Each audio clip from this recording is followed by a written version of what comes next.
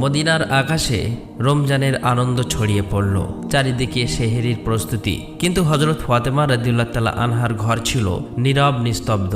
হযরত ফাতেমা রাদিয়াল্লাহু তাআলা আনহা সারা রাত ইবাদত করার পর রোজা রাখবেন, তাই সেহরি খাবার জন্য এগিয়ে গেলেন। কিন্তু দেখলেন ঘরে এক ফোঁটা পানি ছাড়া আর কোনো খাবার নেই।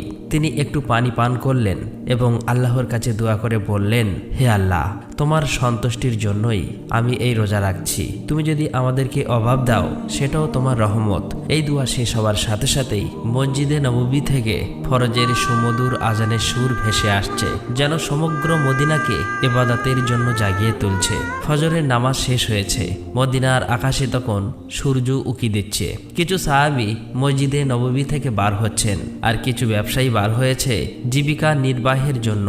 অতঃপর হযরত আলী রাদিয়াল্লাহু তাআলা আনহু কাজের সন্ধানে বার হলেন। এদিকে